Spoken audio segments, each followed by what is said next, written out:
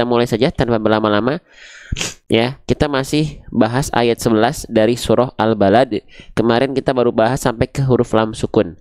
Sisanya lagi di sini belum kita bahas, akan kita bahas pada kesempatan pagi hari ini insyaallah. Sekarang kita akan mulai dari huruf yang mana? Kita akan mulai dari huruf yang ini teman-teman sekalian. Baik, dari huruf yang ini ya. Ini namanya huruf apa? Ini nama aslinya adalah huruf Ain. Ketika dia tidak berharokat, dia disebut dengan huruf Ain. Jadi jangan sampai di antara teman-teman ada yang bilang bahwasanya ini adalah huruf A. Tidak ada huruf hijaiyah yang namanya huruf A. Ini namanya adalah huruf Ain. Kesalahannya seringkali terjadi ketika kita melafalkan huruf Ain adalah tertukar dengan huruf Hamzah. Apabila kesalahan ini terjadi, ini termasuk ke dalam suatu kesalahan yang besar. Kenapa? Karena tertukar antara huruf yang satu dengan huruf yang lain, atau menambah huruf, mengurangi huruf pada suatu kalimat dalam ayat Quran, itu bisa merubah makna yang terkandung dalam ayat yang dibaca. Ya, jadi hati-hati, harus tepat, jangan sampai kita baca begini. Falaqtahamal aqabah. Bukan, tapi falaqtahamal aqabah, pastikan dia ain. Bang, kenapa sih huruf ain saya suka tertukar dengan huruf hamzah? Alasannya karena apa? Karena ainnya tidak dilafalkan sesuai dengan makhrajnya. Ya, oke. Nih, perhatikan. Maaf ya agak pilek nih, perhatikan. Setiap huruf hijaiyah itu punya yang namanya makhraj, teman-teman sekalian. Ya. Makhraj itu apa? Makhraj itu artinya tempat keluar, tempat keluar. Nah, kalau saya bilang makhraj huruf ain, berarti tandanya yang kita bahas adalah di mana tempat keluar huruf ain, di mana posisi ain dilafalkan. Oke, kita lihat. Huruf ain dilafalkan dari yang namanya wastul halqi. Ya, wastul halqi itu artinya adalah tenggorokan bagian tengah kita atau tengah tenggorokan. Tepatnya pada bagian apanya tengah tenggorokan itu? Nih.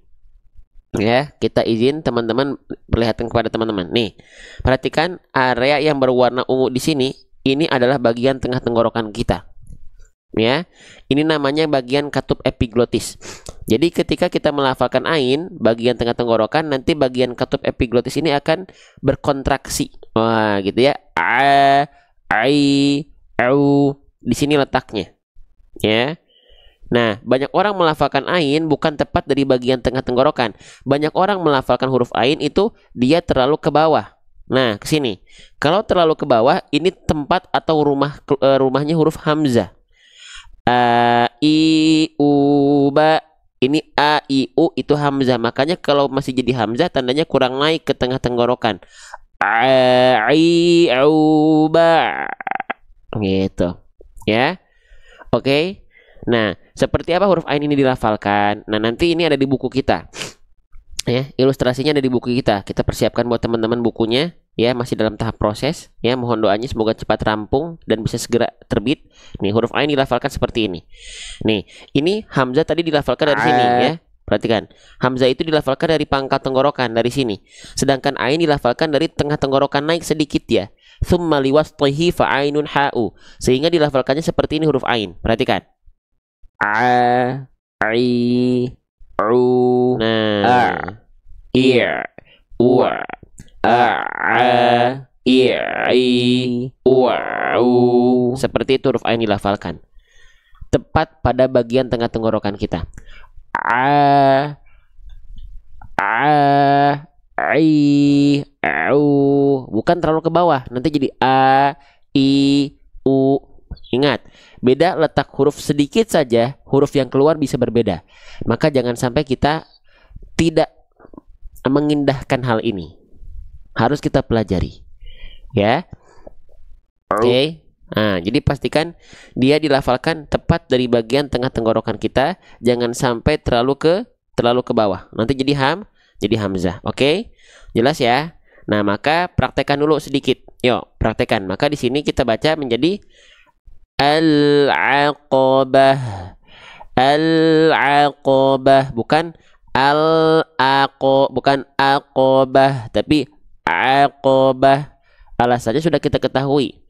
Huruf ain dilafalkan dari bagian tengah tenggorokan, kalau hamzah dilafalkan dari bagian pangkal tenggorokan. Sama-sama tenggorokan, cuman beda titik artikulasinya. Ya, nggak betul-betul serupa teman-teman sahabat-sahabat sekalian. Oke, lanjutkan lagi ya. Nah, selanjutnya hal yang teman-teman harus perhatikan ketika melafalkan huruf ain, pastikan suaranya jangan sampai sengau. Nah, ini banyak orang melafalkan ain itu masih sengau. Nah, ini juga keliru. Sengau tuh ngirung. Kalau di bahasa Sundanya ngirung. Suara-suara yang masuk ke dalam rongga hidung. Ya. Contohnya kita kembali ke huruf ain lagi. Teman-teman, kita sudah ketahui bahwasannya huruf ain itu dilafalkan dari bagian tengah tenggorokan kita. Setelah dari tengah tenggorokan, kemana jalur suaranya? Nih, ke garis biru putus-putus. Dari tengah tenggorokan masuk ke rongga mulut, masuk outputnya keluar mulut. Nah, ini huruf ain dilafalkan dari tengah tenggorokan ke rongga mulut, keluar mulut.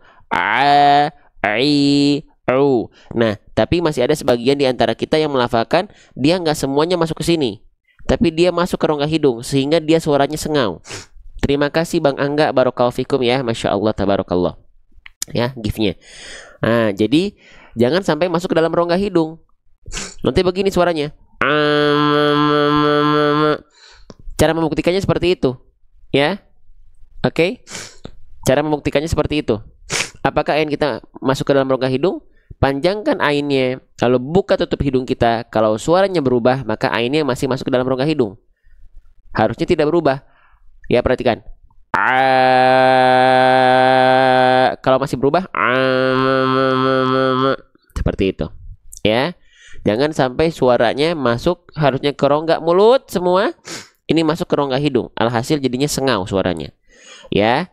Oke. Sip. Lanjut. Maka jangan sampai dibaca falaqtahamal bukan tapi falaqtahamal aqabah gitu.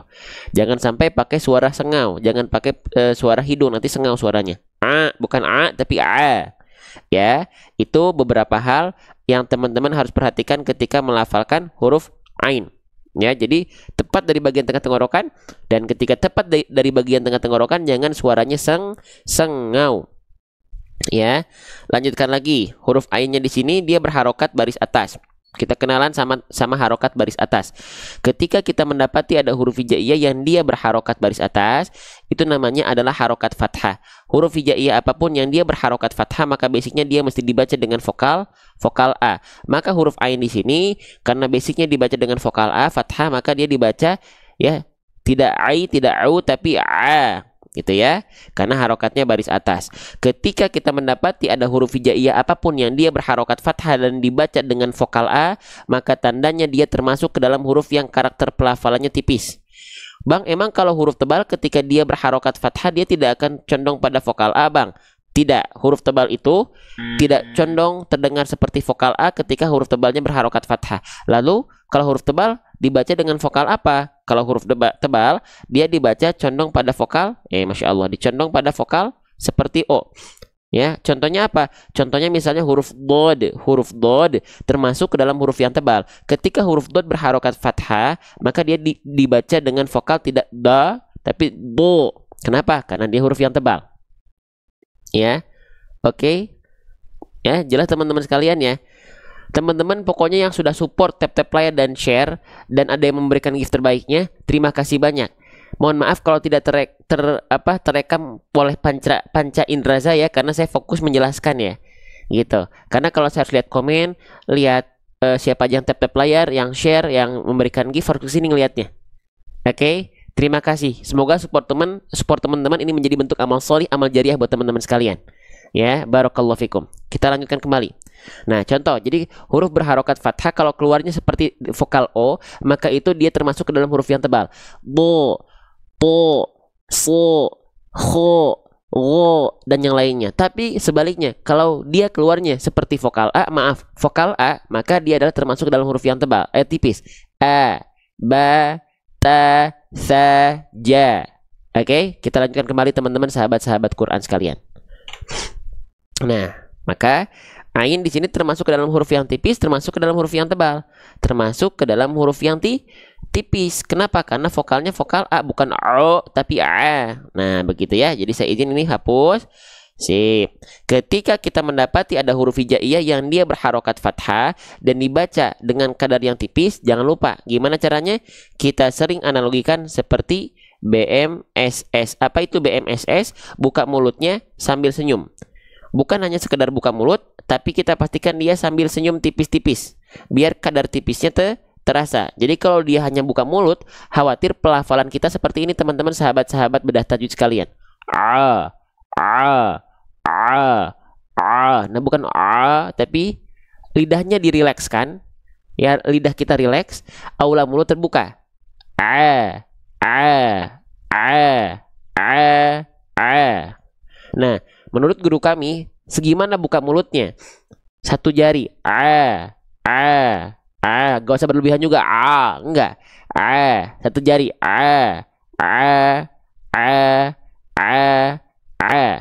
Oke? Jelas? Nah, agak senyum sedikit, jangan cuma bedakan bunyi antara dengan a. Jelas sampai sini teman-teman, sahabat-sahabat sekalian? Bisa diikuti. Lanjut ya. Nah, jadi kalau dia fathahnya vokalnya a, tipis, buka mulutnya disertai senyum tipis-tipis. Falaqtahamal a, gitu ya. Bisa diikuti sampai sini? Jelas? Ada semangatnya, masih ada ini semangat pagi ini ya, Masya Allah. Lanjut ya. Nah, seperti itu huruf ain dilafalkan ya. Nah, selanjutnya di sini kita mendapati ada huruf apa? Ini namanya adalah huruf qaf. Huruf qaf, ketika dia tidak berharokat, namanya adalah huruf qaf. Jangan sampai sebut dia huruf ko. Tidak ada huruf hijaiyah yang namanya huruf ko. Ini namanya huruf qaf. Bagaimana cara melafalkan huruf qaf? Oke, kita pelajari bareng-bareng, kita kenalan sama huruf qaf. Perhatikan, ya, kita ingatkan lagi teman-teman sekalian, setiap huruf hijaiyah itu punya yang namanya makhraj. Makhraj artinya adalah tempat keluar. Di mana tempat keluar dari huruf qaf? Tempat keluar dari huruf qaf itu dilafalkan dari mana? Dari aqsal lisan. Ya, saya izin mengingatkan ini teman-teman. Jadi setiap huruf-huruf hijaiyah yang kita lafalkan itu ada aturannya. Ya, ada tempat-tempat keluarnya. Nama istilahnya adalah makhraj. Jadi ada caranya, ada tempat keluarnya. Ya, lanjut. Nah, di mana tempat keluar dari huruf qaf? Dia dilafalkan dari yang namanya aqsal lisan. Aqsal lisan itu artinya adalah pangkal lidah, ya, atau lidah kita yang paling dalam. Ya, diapain Bang? Wal qafu aqsal lisani fauku, tsummal kafu asfaluni, seperti ini. Nah, lihat area yang berwarna ungu, huruf qaf itu dilafalkan, ini ujung lidah, ini tengah lidah. Ketika ke pangkal lidah, dia menyentuh ke langit-langit. Langit-langitnya langit-langit yang warna pink. Langit-langit yang warna pink ini adalah langit-langit yang lunak. Berarti langit-langit yang paling dalam. Karena kalau langit-langit yang depan, ini yang warna kuning, ini langit-langit keras. Tulang langit-langit kita, ya. Nah, kalau qaf itu paling dalam, makanya nempelnya ke langit-langit yang pink. Paling dalam, langit-langit yang lunak. Sama sekali tidak ada yang menempel ke langit-langit yang warna kuning alias langit-langit yang keras, sehingga mengakibatkan huruf qaf ini tidak punya sifat hams. Dia punya sifat namanya adalah jahr. Jahr itu artinya adalah tertahan nafasnya, jadi nggak keluar nafasnya. Kalau keluar nafas nama sifatnya hams. Contoh, perhatikan: ko, qi, ku, aku, ko, qi, ku. Tidak dilafalkan ko, ki, ku, ya, gitu. Oke, jangan sampai keluar nafas. Kalau teman-teman melafalkan qaf ada keluar percikan-percikan nafasnya, tandanya yang teman-teman lafalkan itu bukan qaf tapi kaf. Ya, ko, ki, ku, keluar ada percikan-percikan nafasnya, tandanya yang teman-teman lafalkan bukan qaf tapi kaf. Kenapa kok bisa qaf tertukar dengan huruf kaf? Karena mereka makhrajnya letaknya hampir serupa. Ya, kita coba lihat dari mana nih. Nah, nih perhatikan ya. Nih, kenapa qaf dan kaf bunyinya hampir serupa? Karena memang mereka dilafalkan dari tempat yang sama. Dari mana? Dari aqsal lisan, dari pangkal lidah. Kaf juga dilafalkan dari sana. Wal qafu aqsal lisani fawqu tsummal kafu asfalu. Ya, cuman bedanya kalau kaf dia lihat-lihat, kalau kaf dia pangkal lidahnya bukan hanya menyentuh ke langit-langit yang pink saja, tapi dia juga menyentuh ke langit-langit yang kuning. Tuh, lihat ada nempel ke sini, ke langit-langit yang keras. Sehingga kalau huruf kaf dia mengalirkan nafas. Dia punya sifat hams, dia mengalirkan nafas dengan karakteristik bukan mengalir tapi percikan. Ka, ki, ku. Nah, maka kalau teman-teman melafalkan huruf qaf, ya, melafalkan huruf qaf, masih keluar ada percikan-percikan nafas, teman-teman kurang dalam. Yang teman-teman lafalkan ini berarti letaknya di sini, kurang dalam. Nah, ya. Oke. Nah, maka jangan sampai ada keluar percikan nafas ketika melafalkan huruf qaf. Ya, dengan ko, ki, ku, tapi ko, qi, ku, ko, qi, ku, tidak ada keluar percikan nafasnya. Kalau ada ko, ki, ku kurang dalam berarti itu yang teman-teman lafalkan huruf kaf. Ya. Wal qafu aqsal lisani fauqu thummal kafu asfalu. Ya, gitu. Teman-teman sekalian, jelas teman-teman? Paham sampai sini? Ya, sip. Kita lanjutkan kembali ya. Nah, seperti itu huruf qaf dilafalkan. Falaqtahamal 'aq. Nah, qafnya sudah kita ketahui. Oh, cara melafalkannya dia dari pangkal lidah menyentuh ke langit-langit yang paling dalam alias langit-langit yang lunak. Dia tidak mengalirkan nafas. Ko, qi, ku. Selanjutnya, teman-teman, qafnya dia berharokat baris atas. Ya, baris atas ini namanya harokat fathah. Teman-teman, tolong jadilah penonton yang aktif. Respon segala bentuk pertanyaan apa yang saya tanyakan kepada teman-teman. Huruf berharokat fathah basicnya dibaca dengan vokal A, atau dibaca dengan vokal I, atau dibaca dengan vokal O, teman-teman sekalian. Basic huruf berharokat fathah itu dibaca dengan vokal A, dengan vokal I, atau dengan vokal U. Dibaca dengan vokal A. Nah, huruf qaf dibacanya kenapa ketika fathah tidak K? Kenapa nggak kita baca K? Tapi qaf itu seringkali kita baca ketika fathah itu justru bunyi vokalnya adalah O. Aqo, bukan aqa. Kenapa? Ada yang tahu? Karena huruf qaf termasuk ke dalam huruf yang harus dibaca dengan keadaan yang tebal. Ingat nggak tadi di awal sudah kita bahas? Kalau ada huruf berharokat fathah, keluarnya adalah vokal A, maka dia termasuk ke dalam huruf yang tipis. Tapi kalau ada huruf berharokat fathah dan dia dibaca dengan vokal O, maka dia termasuk ke dalam huruf yang dibaca dengan keadaan yang tebal. Ya, paham ya? Nah, itu alasannya teman-teman sekalian. Bang, kenapa sih huruf tebal itu ketika fathah nggak disamain aja pakai vokal A? Kenapa dia berubah menjadi vokal O? Karena huruf tebal punya sifat. Huruf tebal punya sifat huruf yang dia sifat ini selalu menyertai ketika huruf tebal dilafalkan. Apa nama sifatnya? Nama sifatnya adalah isti'la. Bang, apa itu isti'la? Isti'la itu artinya adalah pangkal lidah naik. Perhatikan, kita ibaratkan ini adalah lidah kita, ini ujung lidah, ini tengah lidah. Nah, ini pangkal lidah adalah bagian lidah terdalam. Setelah kita melafalkan huruf qaf, makhrajnya di pangkal lidah nempel ke langit-langit. Ketika dia berharokat fathah, harusnya momentum vokal A keluar. Nah, pangkal lidah ini nggak turun. Karena pangkal lidah ini nggak turun, ya, dia punya sifat isti'la yang terus naik pangkal lidahnya. Ketika keluar vokal A, keluarnya berubah jadi vokal O, seperti vokal O. Beda halnya kalau misalnya huruf qaf ini pangkal lidahnya turun, keluarnya pasti vokal A. Nah, itu alasannya kenapa huruf tebal ketika fathah bunyi vokalnya terdengar seperti O, karena ada pangkal lidah yang naik.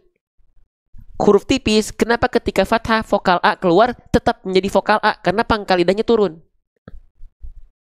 Gitu. Ya. Nah, jadi huruf tebal itu terdengar seperti vokal O, bukan vokal O yang bulat-bulat ko, bukan. Tapi teman-teman silakan pasang telinga kita semua, dengarkan huruf-huruf tebal itu condong pada vokal A atau lebih ke O. So, po. Ini saya nggak monyong, karena bertumpu pada pangkal lidah.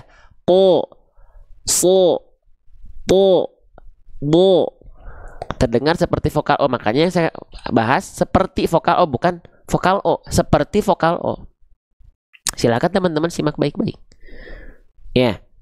Oke, sip. Lanjut lagi ya. Nah, maka di sini kenapa dia bisa dibaca dengan seperti vokal O? Karena dia tebal. Tebal itu punya sifat isti'la, pangkal lidah diangkat atau pangkal lidah naik. Faham? Nah, bibir kita nggak perlu bibir kita nggak perlu monyong ketika melafalkan huruf tebal. Contohnya bang kan vokal, kan dia huruf tebal. Ya, berarti kita gini dong. Falaqtahamal aqu. Aku, nggak perlu monyong karena tebalnya huruf sekali lagi tidak ada hubungannya dengan bibir, tapi cukup mengaktifkan sifat isti'lanya. Pangkal lidah kita diangkat, keluarlah, ya vokal tebal. Ya, 1.300 yang nonton, yang share masih 300-an. Ya, yakinlah tidak semuanya ikut nge-share konten-konten baik. Maka teman-teman yang ikut share, apa firman Allah, wa amma bi ni'mati rabbika fahaddits. Dan kalau kita merasakan ada nikmat dari Allah, nikmat dari Rabbmu, ni'mati rabbika fahaddits, sampaikanlah. Nah, itu ya bentuk pengamalannya, teman-teman bisa share kepada yang lain. Mangga itu mah ya pahalanya pahala buat teman-teman juga ya. Oke, lanjut. Nah, kita lanjutkan kembali ya. Falaqtahamal aqu. Qo gitu ya. Oke, kita lanjutkan kembali. Ya. Toh kita akan dihisap oleh amal kita masing-masing, teman-teman ya. Yang ikut nge-share ya nanti bakal mendapatkan insya Allah amalan yang pahala yang buat teman-teman yang berjuang. Yang enggak, ya enggak dapat berarti gitu ya. Oke, lanjut teman-teman.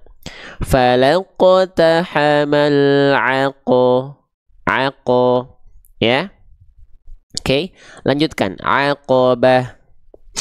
Kita lanjut. Yang nanya-nanya sanad gak usah di sini ya, langsung ke DM aja ya. Oke.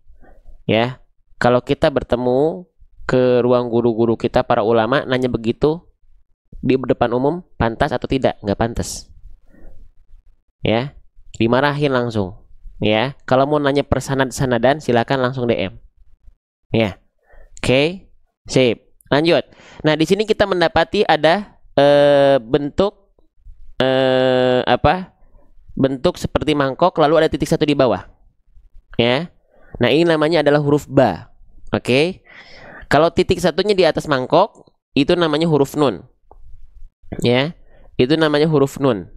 Nah, jangan terbalik, ini banyak orang salah menyebutkan huruf padahal dari segi pelafalan beda jauh. Kenapa? Karena dari segi bentuk mereka sama.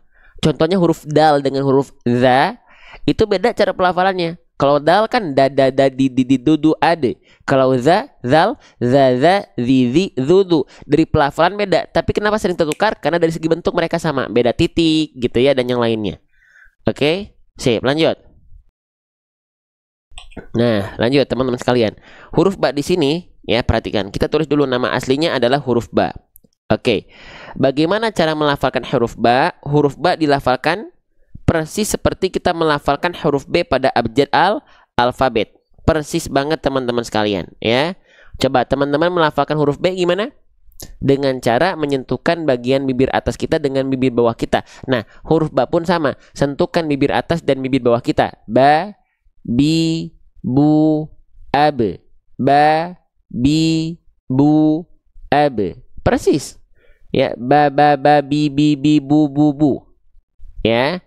Oke, nah tapi nih khususnya buat bunda-bunda, buat emak-emak, buat ibu-ibu ya. Kesalahan yang sering kali terjadi ketika kita melafalkan huruf ba, jangan sampai bibirnya terlalu dilipat. Contohnya begini, ba, bi, bu. Enggak, biasa aja bibir atas dan bibir bawah. Ba, bi, bu, ab, ibe. Biasa aja ya. Oke, lanjut. Huruf ba-nya di sini dia berharokat baris atas. Ingat, baris atas ini bisa jadi dia dibaca dengan vokal A atau bisa jadi dia dibaca seperti vokal O. Nah, kalau vokalnya A berarti dia termasuk ke dalam huruf yang tipis, tapi kalau vokalnya adalah O seperti O maka dia termasuk ke dalam huruf yang pelafalannya tebal. Ba di sini nggak dibaca bo tapi ba, berarti ba termasuk ke dalam huruf yang karakter pelafalannya tipis. Kalau kita mendapati ada huruf berharokat fathah dibaca dengan keadaan yang tipis, maka jangan lupa BMSS buka mulutnya sambil seolah tersenyum. Senyumnya bukan senyum yang lebar-lebar, senyum tipis-tipis aja. Maka huruf ba buka mulut sambil senyum nggak dilafalkan hanya sekedar ba, tapi ba, bukan ba tapi ba. Tapi hati-hati jangan terlalu senyum, khawatir nanti jadi begini, b, bukan b tapi ba. Vokal a nya clear jelas, tapi bukan juga ba, enggak, tapi ba, ba. Falaqtahamal aqaba, ba. Ya, oke. Kita lanjutkan kembali. Ustadz bukan kelas nggak? Nanti insya Allah akan hadir. Kita terbitkan dulu buku kita, baru nanti ada kelas intensif. Lanjut ya, kita lanjutkan kembali. Nah, kita lanjutkan. Falaqtahamal aqaba, ba. Gitu ya. Oke. Huruf berikutnya teman-teman perhatikan. Di sini kita mendapati ada huruf apa? Bentuknya seperti H tapi ada titik 2 di atas. Ini namanya adalah huruf ta marbutoh. Apa? Nama hurufnya adalah ta marbutoh. Ta marbutoh itu bentuknya seperti H besar tapi dia ada titik 2-nya. Nah, ini namanya ta marbutoh. Oke? Saya izin tulis di atas teman-teman sahabat-sahabat Quran sekalian. Namanya adalah ta marbutoh. Bagaimana cara melafalkan ta marbutoh? Ini spesial. Ketika kita menemukan ta marbutoh, ketika kita berhenti pada huruf ta marbutoh, maka dia dibaca menjadi huruf H besar sukun. Pagi ini kurang semangat kayaknya ya. Agak ngececet semangatnya ya.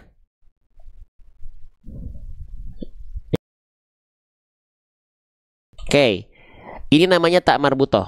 Jadi ketika kita stop ya pada huruf tersebut, maka dia dibaca menjadi huruf H besar sukun. Ya. Nah, jadi huruf ta marbutoh ini mau dia dalam kondisi berharokat fathah, dhammah, kasroh, fathatain, dhammatain, kasrohtain, ketika berhenti pasti jadi sukun dan hurufnya adalah huruf H besar. Ya.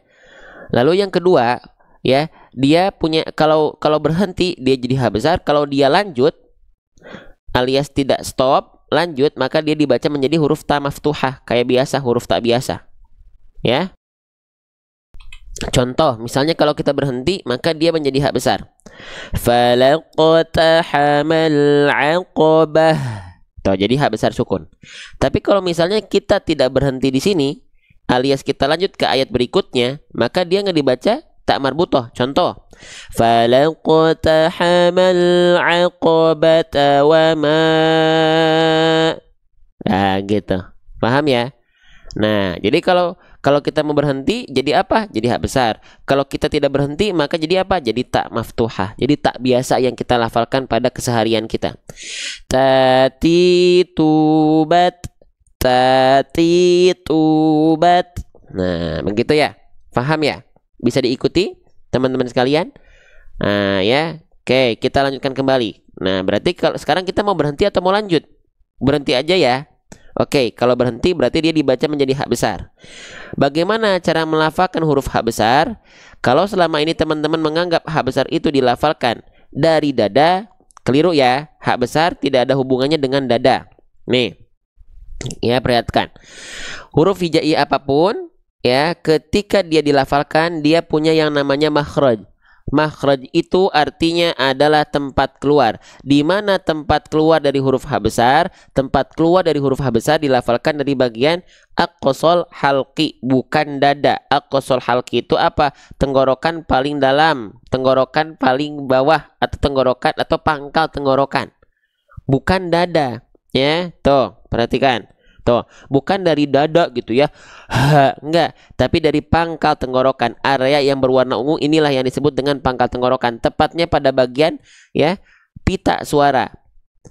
Nanti dari sini ada dua huruf yang keluar dari pangkal tenggorokan. Ada apa saja? Ada H besar dan ada hamzah.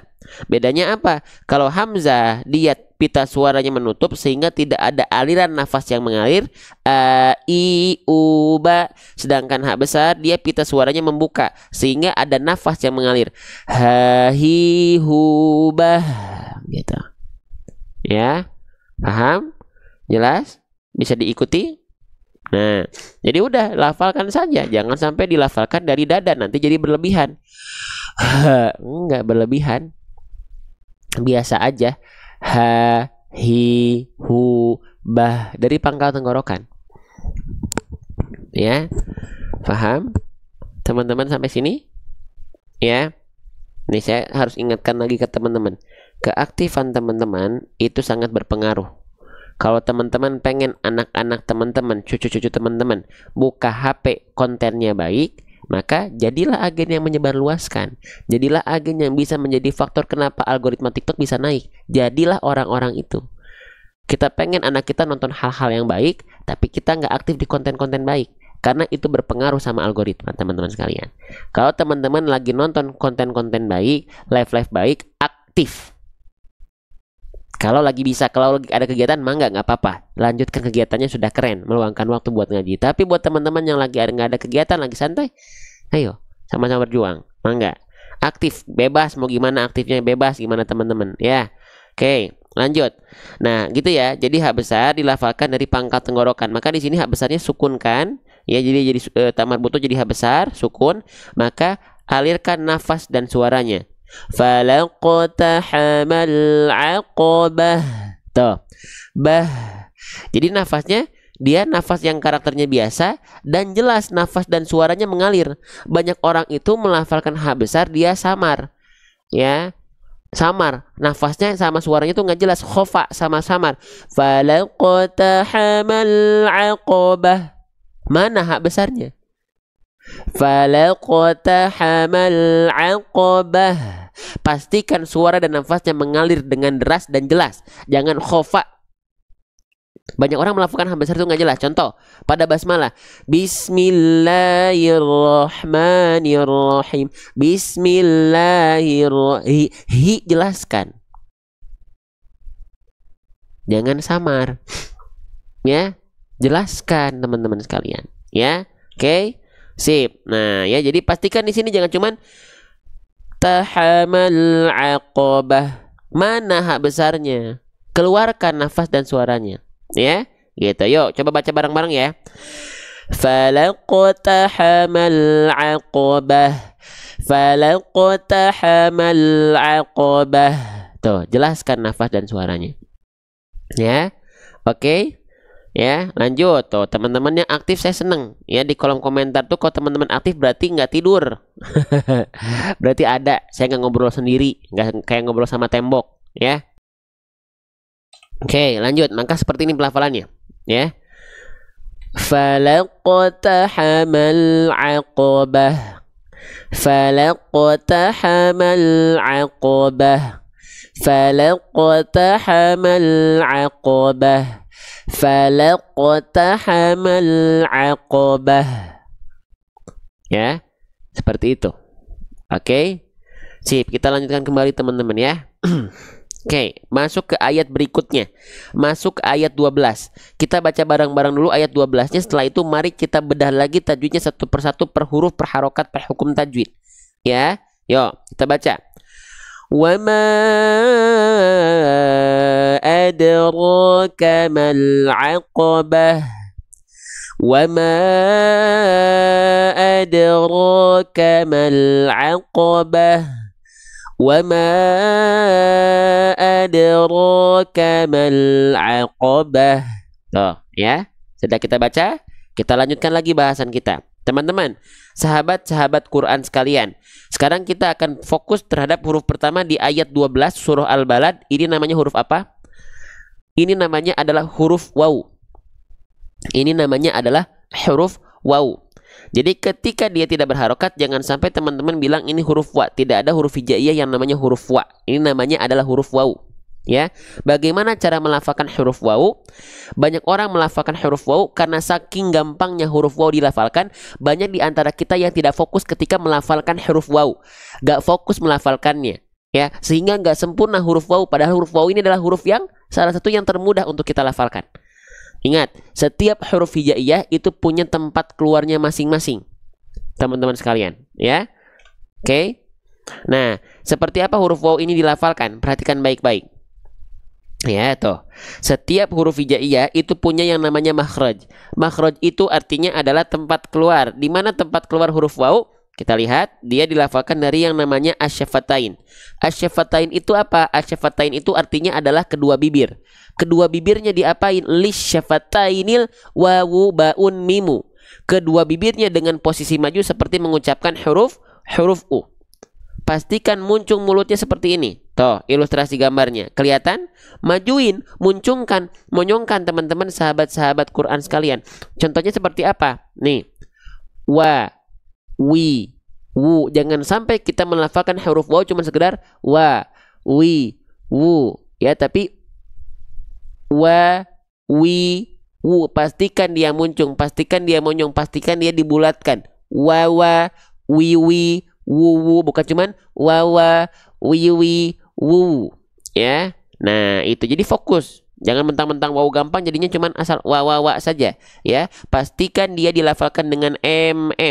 Mm itu apa? Maju mulutnya, muncung mulutnya, monyong mulutnya, maju mulutnya, manyun mulutnya, ya.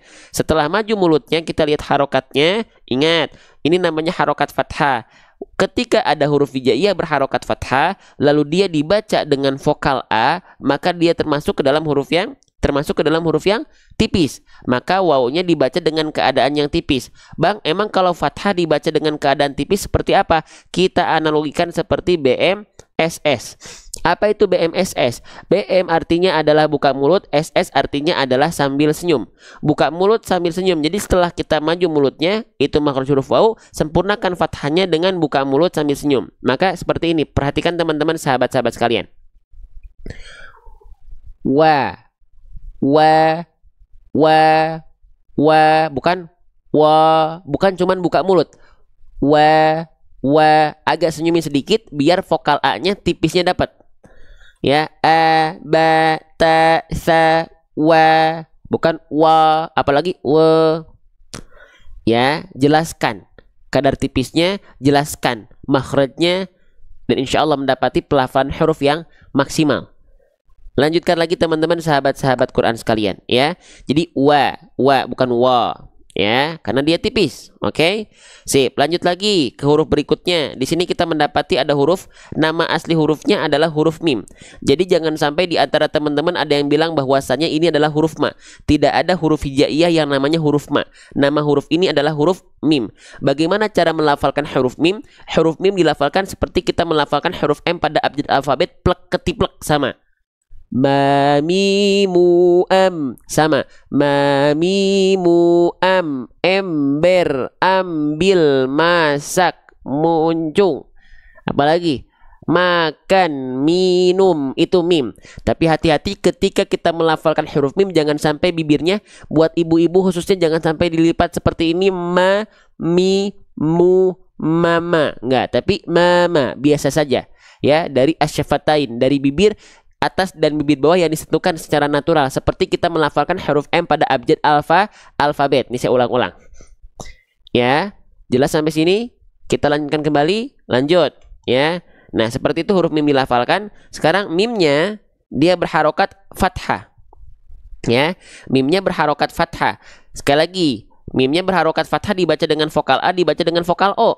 Dibaca dengan vokal A, ya. Nah, kalau dibaca dengan vokal A, berarti mimnya termasuk ke dalam huruf yang tipis. Jangan lupa, setiap fathah yang dibaca dengan vokal A, tipis dia. Maka bukan wama, tapi wama. Buka mulutnya, disertai dengan senyuman tipis-tipis. Wama. Gitu ya. Oke. Wama. Wama. Bukan wama, tapi wama. Ya. Bisa dibedakan antara wama dengan wama, wama dengan wama. Ya, jelas? Ya Allah, semoga teman-teman yang sudah support konten-konten baik, semoga teman-teman yang sudah support konten-konten ngaji dengan cara aktif, baik di kolom komentar, baik dengan tap-tap layar, yang sudah share semuanya, ada yang sudah memberikan gift-gift terbaiknya. Semoga Allah ganti dengan pahala-pahala yang spesial buat teman-teman. Ya, lanjut teman-teman sekalian. Wama gitu ya. Jadi bukan wama, tapi wama. Nah, selanjutnya maknya di sini kita baca berapa harokat? Wama'a atau wama'a atau wama'a.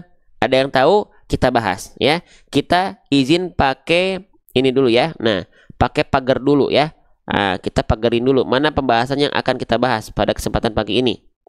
Nah, wama'a di sini ada hukum tajwid namanya apa? Oke, nama hukum tajwidnya adalah ada apa nih? Sip, kita bahas dulu teman-teman. Perhatikan, di sini kita mendapati mimnya kan dia berharokat fathah, lalu dia berjumpa dengan huruf alif. Nah, ketika kita mendapati ada huruf berharokat fathah dan berjumpa dengan alif, maka ini nama hukum tajwidnya apa? Nama hukum tajwidnya adalah mad tabi'i. Kita tulis dulu ya. Ada yang juga bilang mad asli, boleh, mangga, silahkan. Ya, saya izin tulisnya mad tabi'i. Mad tabi'i itu bukan hanya fathah ketemu alif ya, tapi ada kasroh ketemu ya sukun, dhammah ketemu sukun. Nah, di sini contohnya kondisinya adalah fathah berjumpa dengan alif. Ketika kita mendapati ada mad tabi'i, lalu setelahnya kita mendapati di sini ada huruf apa nih? Ini yang saya kasih tanda warna oval warna merah. Ini namanya hati-hati jangan sebut alif. Karena alif itu yang ini, dia tidak berharokat. Tanda alif ini bukan harokat, ya. Oke, nah ini alif karena dia tidak berharokat dan diikuti oleh fathah. Yang ini namanya adalah hamzah. Karena apa? Karena dia berharokat. Nah, oke. Maka di sini mad tabi'i ditambah ketemu sama apa? Ketemu sama si hamzah. Nah, oke. Ketika kita mendapati ada mad tabi'i yang berjumpa dengan hamzah, maka kita cek dulu mad tabi'i dengan hamzahnya ini ketemu dalam kalimat atau kosakata yang sama atau mereka terpisah.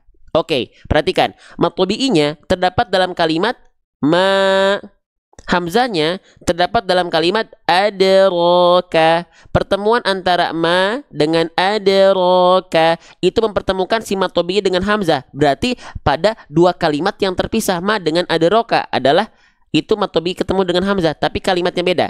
Apa nama hukum tajwidnya? Nama hukum tajwidnya kalau mad tabi'inya terpisah dengan hamzah adalah sama dengan, kita pakai sama dengan di sini, sama dengan mad jaiz munfasil. Ya, mad jaiz munfasil.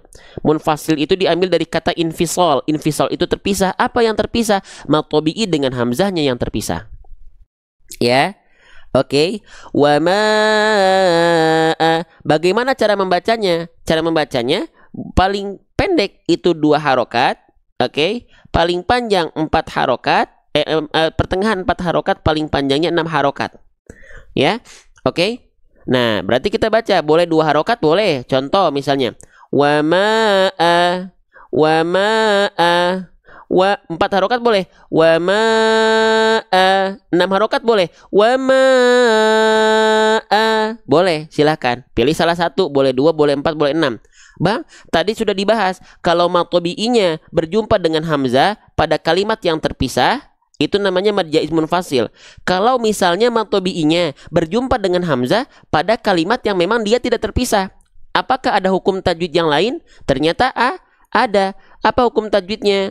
Kita cari nih. Hukum tajwidnya adalah mad wajib mutasil. Di sini kita terlihat ada mad tabi'i juga. Fathah tegak ini wakil dari fathah ketemu alif. Bentuknya lain adalah fathah tegak. Berjumpa dengan hamzah pada kalimat yang memang mereka satu kalimat atau satu kata. Apa? Ulaika. Ula dan ika tidak terpisah. Maka hamzah dan fathah mad tabi'i dengan hamzahnya terdapat dalam satu kalimat yang sama. Kalau satu kalimat yang sama disebut dengan mad wajib mutasil. Dibaca boleh 4, boleh 5 atau mentoknya 6. Cuman ya, tadi kok 6? Astagfirullah, tuh salah ya. Salah tuh. Ini bukan 24 atau 5, 6, 24 atau 6, 24 atau 5 tuh. Ya. Astagfirullah. Sip. Nah, saya koreksi, salah. 24 atau 5. 24, 6 itu nanti itu namanya mad arid li sukun. Mad lin itu baru 24 atau 6. Kalau mad jaiz atau mad wajib, mad jaiz itu boleh 2, boleh 4, boleh 6. 5. Kalau mad wajib 4 atau 5 atau 6. Nah, gitu. Oke, dikoreksi boleh? Salah ya? Sip. Oke. Nah, itu perbedaannya sekali lagi. Jadi kalau mad wajib mutasil, si mad tabi'inya dengan hamzah memang dia satu kosakata yang sama. Ulaika. Ya. Oke. Nah, kalau mad jaiz dia terpisah, Bang. Kalau misalnya kita belum tahu kaidah bahasa Arab, bagaimana cara membedakan antara dia terpisah dan tidak? Secara konsep saya sudah tahu, Bang, gitu. Tapi bagaimana cara kita prakteknya? Caranya kalau kita sama seperti saya nih. Belum fasih bahasa Arab. Caranya gimana? Lihat dari bentuk hamzahnya. Kalau bentuk hamzahnya adalah hamzah tegak atau hamzah berdiri, itu mad jaiz munfasil. Ya. Dan bisa dilihat dari bentuk alisnya. Bentuk alisnya itu lebih ramping. Ya, mad jaiz itu. Kalau misalnya mad wajib mutasil, itu dia bentuk hamzahnya hamzah seperti kepala ain atau sering disebut dengan hamzah duduk. Dan kepala alisnya itu lebih tegas. Nah, itu mad wajib mutasil. Oke, nah gitu ya. Paham ya? Nah, sekarang Boleh dibaca 2 harokat, 4 harokat, 5 harokat. Kalau saya biasanya baca 4 harokat. Wa ma adraka. Mau 5 harokat juga boleh. Wa ma adraka. Mangga, silahkan pilih, bebas. Ya, oke. Nah, yang sering dipakai di Indonesia itu yang mana, Bang? Yang sering dipakai di Indonesia itu yang 4 atau 5. Boleh pilih salah satu, yang penting konsisten. Ya, konsisten. Ya. Kalau pengen gampang, Bang, saya masih belum bingung mad jaiz sama mad wajib gimana? Ya udah, ambil betul persamaannya. Mad jaiz dan mad wajib boleh sama-sama 4 atau 5 harokat. Ambil. Kalau gak pengen pusing, ambil, samakan aja. Mau mad jaiz mau mad wajib, samakan 4 atau 5 harokat. Udah, beres. Gitu ya. Paham ya? Lanjut lagi teman-teman. Oke, kita lanjutkan. Wa ma gitu ya. Sip. Ini difoto dulu. Kalau teman-teman ngerasa ada yang penting-penting, difoto, di screenshot, disimpan di galeri HP-nya masing-masing. Oke, jelas. Lanjut ya. Kita lanjutkan kembali. Oke, bismillah. Wa ma ada. Nah, kita lanjut lagi. Ini huruf hamzah, fathah dibaca a. Seperti kita melafalkan a i u pada abjad alfabet, ya. Lanjut teman-teman sekalian. Nah, di sini kita mendapati ada huruf apa ini? Ini namanya adalah huruf dal. Ketika dia tidak berharokat, namanya adalah huruf dal. Jadi jangan sampai di antara teman-teman ada yang bilang bahwasanya ini adalah huruf da.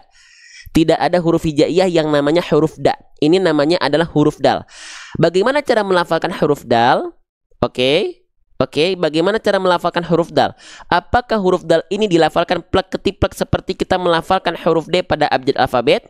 Apakah iya dal ini seperti huruf D pada abjad alfabet? Jawabannya adalah belum tentu teman-teman sekalian. Maka agar kita bisa memastikan seperti apa huruf dal dilafalkan, maka kita cari tahu bagaimana cara melafalkan huruf dal sesuai dengan kaidahnya dulu. Oke, kita cari ya. Nih, perhatikan ya. Tuh, huruf dal itu belum tentu sama dengan D alfabet kita atau D sehari-hari kita. Maka kita ingatkan, setiap huruf hijaiyah punya aturan yang namanya makhraj. Makhraj itu artinya apa? Makhraj itu artinya adalah tempat keluar. Di mana tempat keluar dari huruf dal? Tempat keluar dari huruf dal itu dilafalkan dari yang namanya toroful lisan. Toroful lisan itu artinya apa? Lisan artinya lidah. Torof artinya ujung, berarti toroful lisan artinya adalah ujung lidah. Diapain Bang ujung lidahnya? Waqtu wadalu watamin huwa min ulyasanaya. Ujung lidah kita sentuhkan ke pangkal gigi seri atas kita. Kebayang nggak? Bang, nggak kebayang maksudnya seperti apa? Geser, kita lihat, kita zoom. Nih, inilah huruf dal, seperti inilah huruf dal dilafalkan. Ujung lidah kita, area yang berwarna ungu ini, kita sentuhkan kemana? Bukan ke giginya.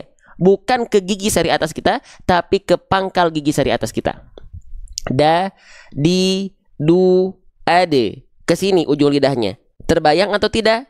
Ujung lidahnya kita sentuhkan ke ke pangkal gigi seri atas kita. Kalau teman-teman masih bingung seperti apa dilafalkannya, kita siapkan. Ya, kita siapkan. Kita sedang persiapkan buku yang di dalamnya ada ilustrasi gambar makhraj, ada cara melafalkan per huruf, terus per hurufnya dibahas ketika tasydid, ketika harokat, ketika sukun, dibahas kesalahannya, ada video belajarnya, dan ada ilustrasi video 3D animasi makhrajnya. Oke, misalnya seperti huruf dal dilafalkan seperti apa? Mana huruf dal? Saya cari dulu ya. Nih, huruf dal. Abaikan muka saya, fokus terhadap pelafalannya. Ya, perhatikan. Kita pakai resolusi yang paling tinggi. Oke, perhatikan. Saya izin zoom ya. Nih, huruf dal dilafalkan seperti ini teman-teman, sahabat-sahabat sekalian. Da, di, tuh. Ujung lidah kita, ini gigi seri atas kita. Nah, ini bagian pangkal tempat tumbuhnya, disentuhkan pakai ujung lidah kita. Ya, kita ulang. Da, sip, di, mantap, du, oke, ade, sip, ide, sup, ude, mantap, ada, sip, idi, oke, udu. Seperti itu huruf dal dilafalkan. Ya. Nah, ini nampak depannya seperti ini. Da, di, du, ade, ade, da, di, du. Seperti itu huruf dal dilafalkan. Paham sampai sini? Bisa diikuti, lanjutkan, praktekkan, amalkan, dan lanjutkan, belajar lagi ya. Oke, nah pertanyaan saya, kalau teman-teman sekarang huruf dal diserupakan dengan D pada abjad alfabet, apakah teman-teman melafalkan huruf D alfabet begini, ujung lidahnya ke sini? Saya yakin dominan di antara kita melafalkan D alfabet tidak begini. Tapi gimana? Begini. ujung lidah mengarah ke langit-langit di atasnya. Ya, iya enggak? Nah, jadi kalau teman-teman melafalkan di alfabetnya begini, jangan sampai dalnya yang harusnya begini jadi begini, karena berarti tidak sesuai dengan kaidah yang sebagaimana mestinya. Ya, oke. Nah, emang beda bang bunyinya? Yuk kita praktekkan nih pada kosakata duduk. Misalnya kita bilang kosakata duduk pakai huruf D, bunyinya begini. Duduk, duduk, duduk. Kalau kita pakai huruf dal, duduk, duduk, duduk, duduk. Beda atau sama? Kalau teman-teman simak baik-baik ada perbedaan, ya. Maka kita lanjutkan lagi. Nah, di sini huruf dalnya ternyata dia ada dalam kondisi sukun. Nah, ini namanya kalau teman-teman mendapati ada tanda petik di atas huruf, ini namanya adalah tanda sukun. Sering kita sebut dengan tanda mati. Boleh nggak? Boleh-boleh saja. Boleh-boleh saja, silahkan teman-teman sekalian ya. Nah, dal dalam kondisi sukun. Sebelum ke sana, teman-teman yang sudah bantu support live ini ya, tanpa saya ingatkan ya, ada yang bantu tap-tap layar, ada yang bantu share, ada yang bantu aktif di kolom komentar, ada yang memberikan gift terbaiknya. Yakinlah Allah menyaksikan bentuk support teman-teman. Semoga ini menjadi bentuk amal solih teman-teman sekalian. Ya, ternyata yang pengen menyukseskan konten-konten baik bukan cuma 1-2 orang, tapi teman-teman menjadi punya perannya masing-masing. Semoga Allah ganti dengan kebahagiaan dunia beserta akhirat.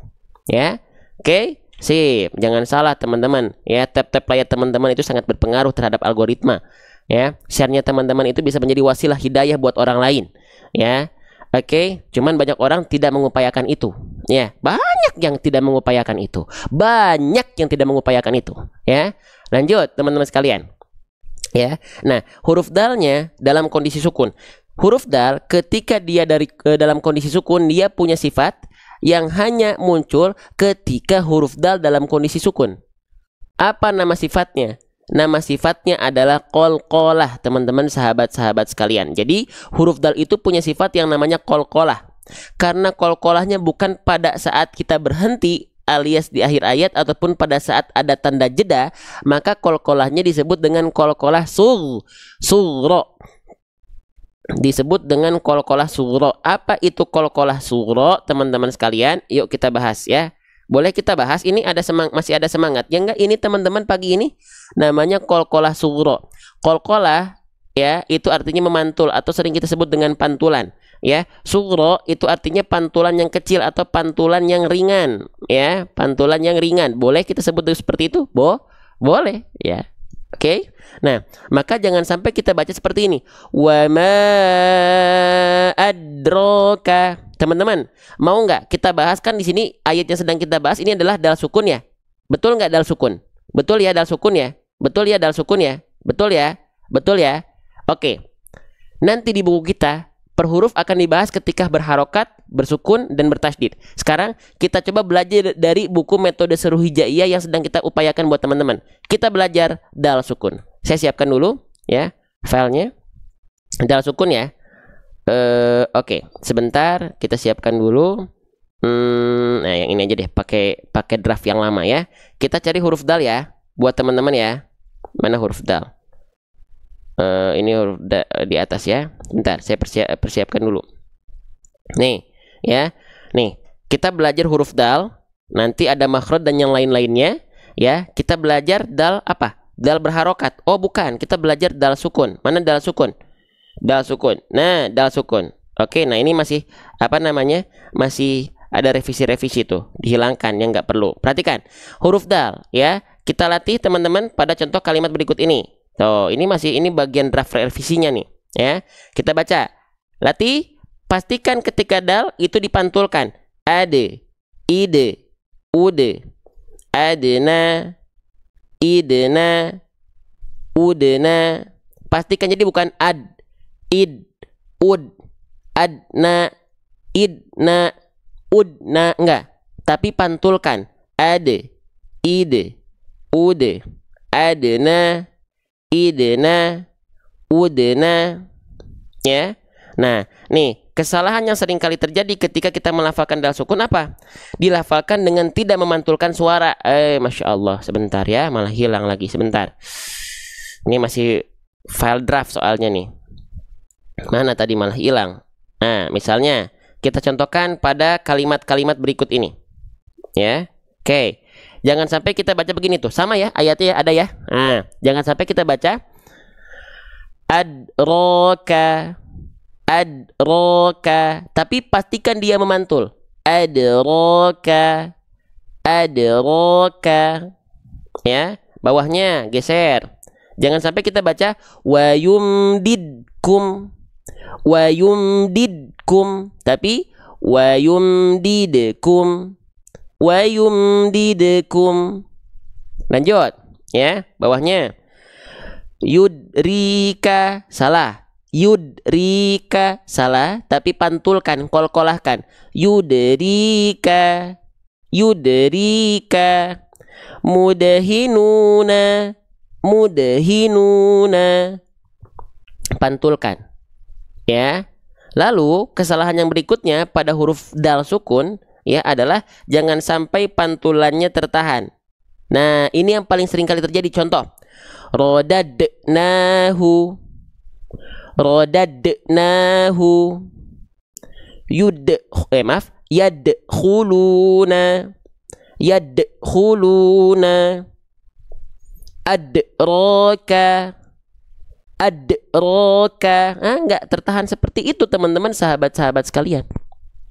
Ya, kalau kita praktekkan dalam, nanti ada video belajarnya juga ya yang bisa di scan barcode di buku ini. Nah, jadi bukan kita baca gini, wa ma adraka. Kenapa tidak boleh seperti itu? Karena khawatir teman-teman sudah menambah huruf baru, yaitu di sini apa? Jadi kayak ada hamzah sukunnya. Jadi seperti ada hamzah sukunnya. Kenapa Bang kok tiba-tiba seperti ada hamzah sukun? Oke, hamzah itu punya sifat namanya dari segi suara adalah syiddah. Syiddah artinya adalah tertahan suara. Sifat syiddah pada huruf hamzah ini akan sangat terasa ketika hamzahnya dalam kondisi sukun. Makanya huruf-huruf yang bertemu sama hamzah sukun itu akan terhenti terhentak, betul nggak? Huruf-huruf yang berjumpa dengan hamzah sukun itu akan terhenti terhentak, betul nggak? Nih contoh, ya, nih. Di sini kita baca bukan musodatun ataupun musodatun, tapi karena mu-nya di sini berjumpa dengan hamzah sukun, maka mu-nya pasti akan berjumpa dengan sifat syiddah dari huruf hamzah sukun, sehingga dia akan terhenti terhentak. Musodatun, ya, makulin, ya enggak? Gitu semua. Watakuluna, ya enggak? Wayutu, tuh. Sya'nun, tuh. Al-ma'wa, tuh. Ya enggak? Fatatuna, tuh. Tu'thiruna. Nah, begitu semua. Huruf-huruf yang bertemu dengan hamzah sukun itu akan merasakan sifat syiddah dari hamzah sukunnya. Nah, makanya tadi ketika kita melafalkan qalqalah, jangan sampai teman-teman di sini mendapat dilafalkan dengan adanya pantulan yang tertahan. Ya, saya tulis karena khawatir teman-teman telah menambahkan hamzah sukun beserta sifat syiddahnya. Ya, oke. Wa ma adraka. Ya. Oke. Sudah saya jelaskan Bunda Nana tadi yang saya jelaskan hamzah sukun. Ngikutin atau enggak? Ya. Paham? Gitu. Sekarang kalau kita hanya bunyikan hamzah sukunnya saja gimana? Hamzah sukun ada bunyi nggak? Nggak ada. Nggak akan ada keluar bunyi. Makanya untuk melihat bentuk syiddah dari hamzah sukun dibantu dengan huruf sebelumnya. Itu hamzah, nggak ada suaranya, makanya terhentak, terhenti. Paham? Itu. Makanya kalau saya mencontohin huruf hamzah sukun, gimana? Ya begini. Nggak ada suaranya kalau hamzah sukunnya doang, karena kan syiddah dia. Kalau sifat syiddah pada huruf misalnya huruf dal, dal juga punya sifat syiddah. Tapi pada saat persentuhan makhrajnya nih, sifat syiddah pada huruf dal begini. Ad. Kita hilangkan dulu qalqalahnya. Sifat syiddahnya itu bukan pada qalqalah untuk huruf dal, tapi pada saat persentuhan makhrajnya. Ad. Berhenti kan? Enggak. Ad, enggak kalau bedakan dengan huruf-huruf yang punya sifat mengalir suara. Contohnya huruf zai. Zai ketika dia makhrajnya dilafalkan ngalir suaranya. Itu rokhawah namanya mengalir suara. Huruf dal pun punya sifat syiddah, tapi bukan pada kolkolahnya. Bukan ad, bukan, tapi pada saat persentuhan makhrajnya ad. Nah, itu syiddah itu. Ad. Kita hilangkan dulu kolkolahnya. Kolkolah itu impact setelah dia makhrajnya disentuhkan. Paham nggak? Jelas sampai sini? Jelas nggak? Ini teh saya ngobrol sendiri atau ada yang nyaut ini teh? Ada ini teh? Atau ngobrol sendiri saya teh ini teh? Oh ada. Oke, Masya Allah. Jelas? Bisa difahami?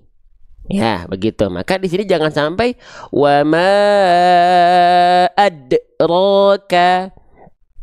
Ya, wa ma adraka. Nah, begitu, jangan. Ya. Oke. Sip. Lanjut ya. Nih, silakan difoto dulu. Ini kalau ada yang penting-penting difoto, teman-teman. Saya sengaja nulis begini sambil nulis, ya, sambil nyontohin, nyiapin buku, biar ada ilustrasinya. Nanti kita siapkan kelas intensifnya. Biar apa? Biar kita semangat dalam belajar. Kalau paham atau belum paham, bisa atau belum bisa, fasih atau belum fasih, bukan karena manusia, itu mah karena Allah. Ya, hasil makan gimana Allah? Ikhtiar, kita bertanggung jawab di hadapan Allah. Ya, gitu. Oke, sip, lanjut. Nah, kita lanjutkan kembali, teman-teman. Ya. Oke, sip. Jadi jangan wama adraka, tapi wama adraka. Nah, jangan sampai tahan. Ya, lanjut. Satu lagi ya. Oke, teman-teman. Di sini kita mendapati ada huruf ro. Nama hurufnya adalah huruf ro. Ketika dia tidak berharokat, memang dia sudah disebut dengan huruf ro. Ya, nama aslinya adalah ro. Bagaimana huruf ro dilafalkan? Huruf ro itu dilafalkan dari punggung lidah makhrajnya. Warro yudanihi lidzohrin adkhalu. Dia dilafalkan dari bagian ujung lidah, tapi bukan ujungnya banget, tapi dari bagian punggung lidah. Ya. Oke, di mana punggung lidah itu? Oke, kita berikhtiar dengan cara apa? Kita lihat 3D modelnya. Ya, huruf ro. Nih ya, bukan biar teman-teman paham, dan paham dari Allah. Ya, nih perhatikan, tapi kita berikhtiar biar jadi amal soli. Nih, perhatikan. Huruf ro itu dilafalkan ya, dia dari ujung lidah tapi bukan ujungnya banget. Tapi dari bagian warra yudanihi lidzohrin adkhalu, dari bagian punggung lidah tuh di sini. Nah, ini punggung lidah yang ini, ya. Oke, dilafalkan ke langit-langit di atasnya. Ya. Oke, ro, maaf sebentar ya. Ro, tuh ujung lidahnya dia gak nempel, makanya dia ada seperti celah ya. Ro, ro,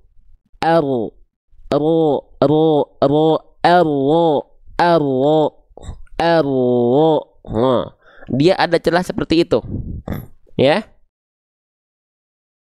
Karena huruf ro tidak dilafalkan betul-betul dari ujungnya, tapi dari punggung lidah.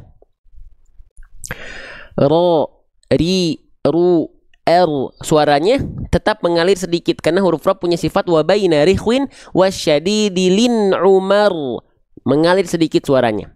Tawasud nama sifatnya atau bainiyah. Ya, dilafalkan lagi. Jadi huruf ro dilafalkan bukan betul-betul dari ujungnya banget di sini, tapi dari punggungnya di sini. Punggungnya di sini dan di sini disentuhkan ke langit-langit di sini. Nah, sehingga dilafalkan tengahnya itu ada celah sedikit ya.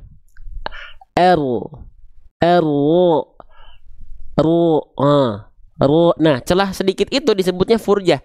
Furjah itu celah kecil itu untuk mengalir sedikit suara dari huruf ro. Sifat tawasud dari huruf ro. Ya. Oke. Ada yang nanya, ada grupnya nggak? Ada, kita ada grupnya. Tapi buat teman-teman kalau pengen masuk grup free, tungguinnya sampai akhir. Karena kalau kita jelaskan sekarang bisa kena pelanggaran. Karena mengarahkan teman-teman keluar dari TokTok di akhir. Kalau pengen masuk grup di akhir, tungguin sampai akhir. Free. Dapat rekaman live kita, informasi buku kita, informasi kelas kita, baik yang berbayar ataupun yang free dan yang lainnya. Ya, bedanya yang berbayar sama free apa? Yang berbayar intensif. Seminggu 2 kali, setiap harinya setoran bacaan. Ada tugas-tugasnya. Ya, lebih ketat. Nah gitu ya. Sip, lanjut. Wa ma ro gitu ya. Jadi bukan betul-betul dari ujung lidahnya, tapi dia dilafalkan dari bagian punggung lidah kita. Ya. Oke, lanjutkan lagi teman-teman. Sekarang huruf ro, salah satu kesalahan yang sering kali terjadi ketika kita melafalkan huruf ro adalah jangan sampai getarannya berlebihan. Siapa teman-teman yang melafalkan huruf ro, getarannya berlebihan ada? Jangan ya bun ya, jangan ya dek ya, jangan ya bang ya. Contohnya begini. Wa ma adraka. Enggak begitu. Enggak.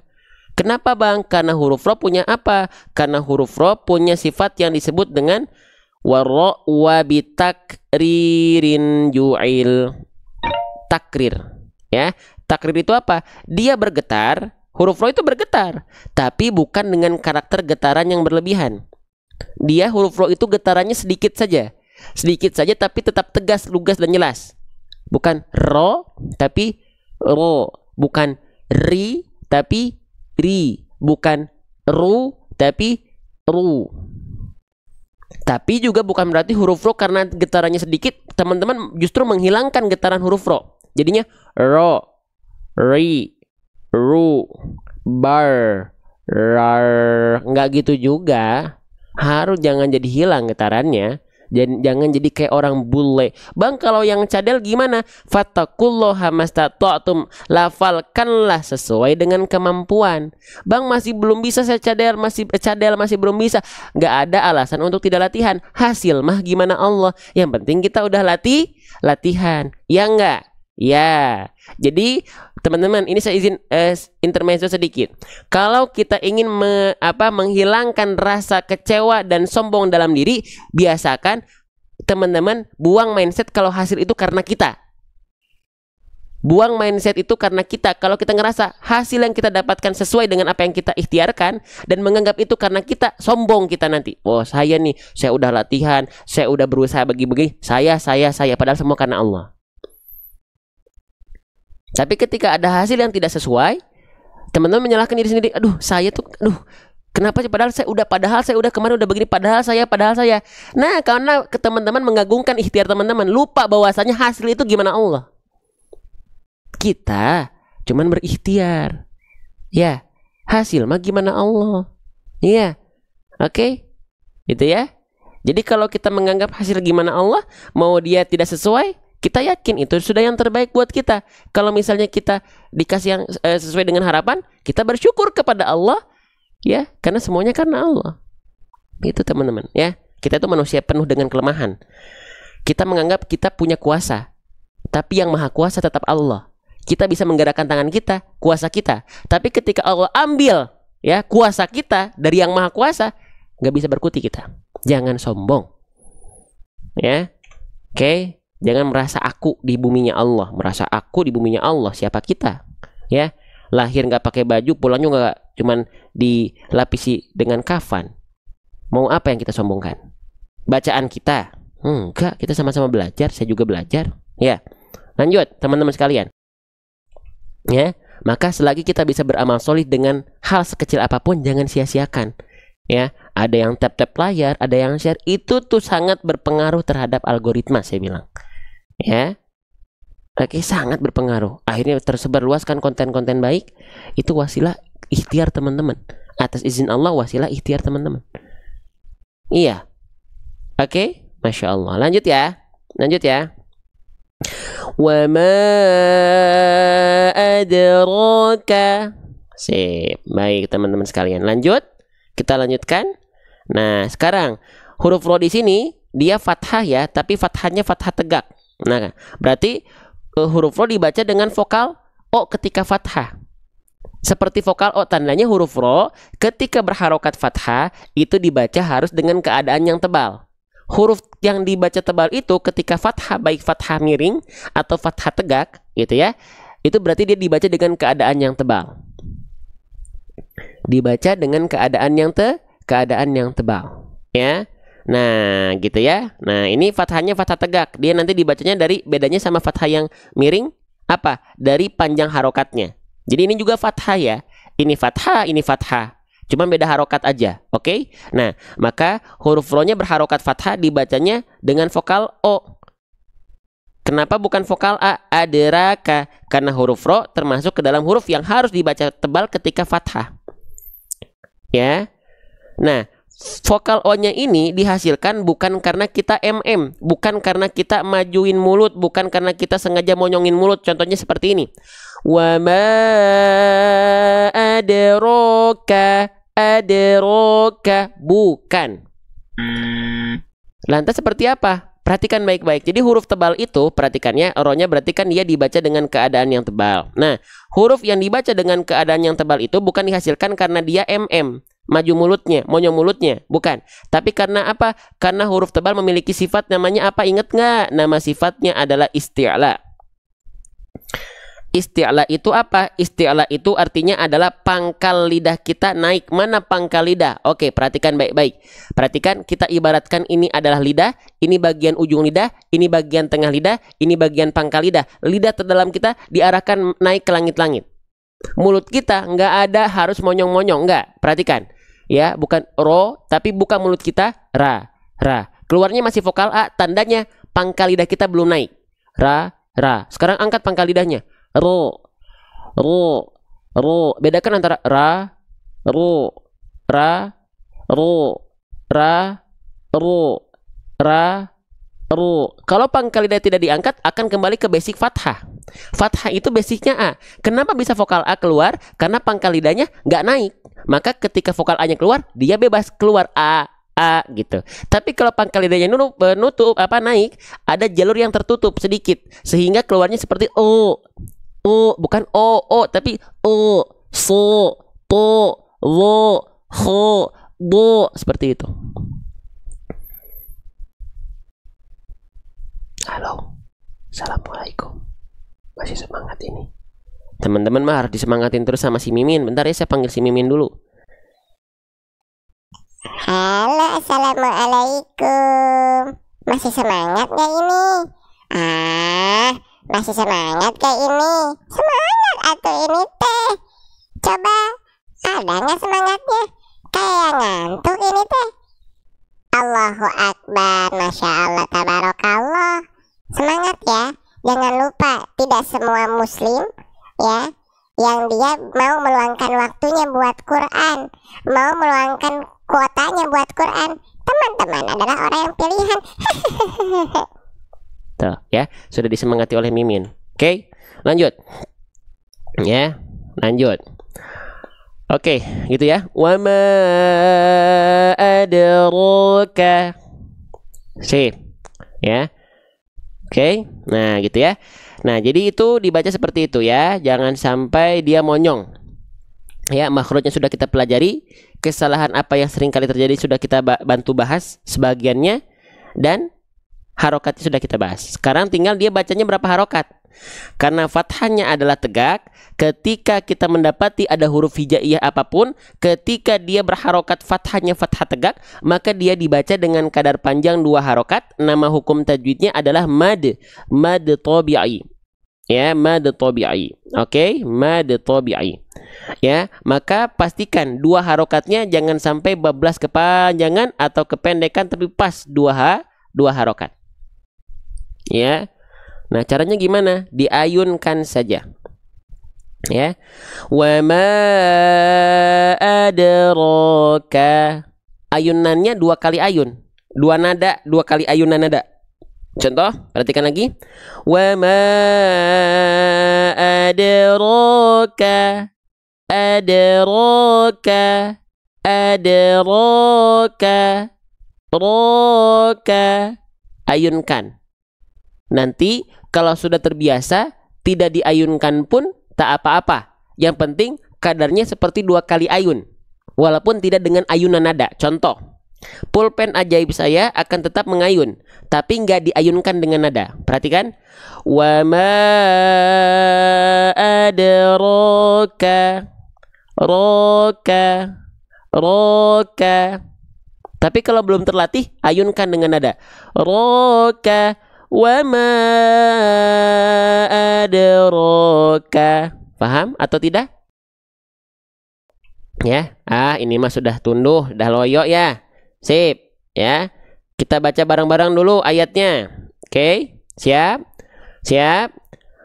Wa ma adraka, maaf.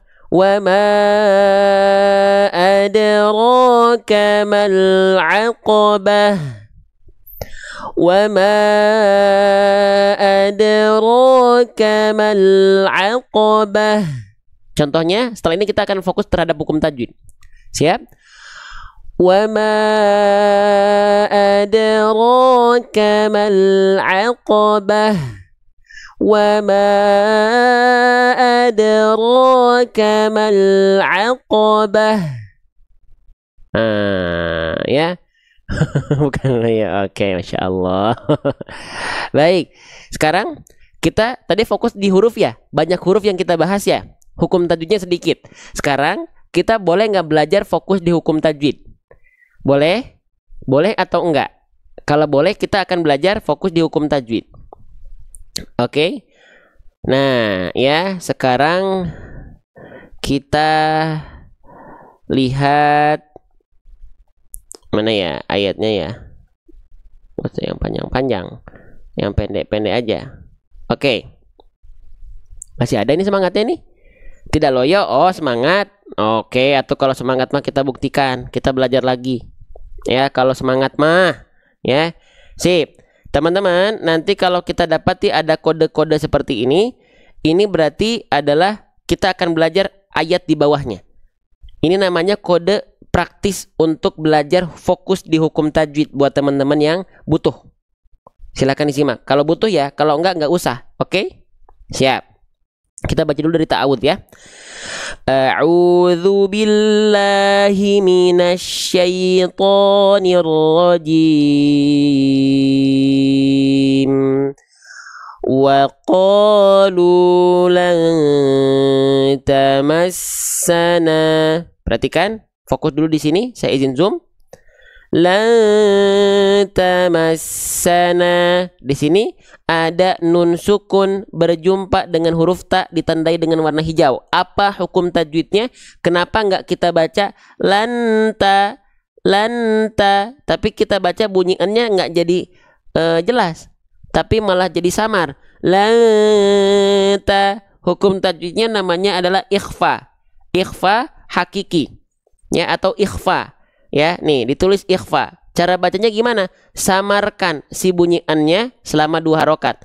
Lanta, lanta, lanta, lanta. Tuh, ditahan 2 harokat. Ya, namanya ikhfa. Oke. Nah, teman-teman hati-hati nih, ketika kita melafalkan ikhfa ini, tidak semua dibaca dengan dengungan eng. Langta, tidak. Huruf ikhfa itu dibaca, atau hukum tajwid ikhfa itu dibaca, dia betul-betul eng kalau apa, atau mendekati bunyi eng kalau apa, kalau berjumpa dengan huruf qaf ataupun huruf kaf. Ya, perhatikan, saya coba contohkan.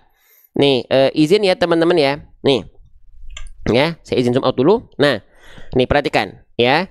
Ketika kita mendapati ada nun sukun, tadi kan ketemu atau tanwin ketemu sama huruf ta, itu ikhfa atau ikhfa hakiki. Samarkan kan, plus dengan dengung. Nah, tapi dengungan di sini tidak semua dibaca plek ketiplek semua jadi gini.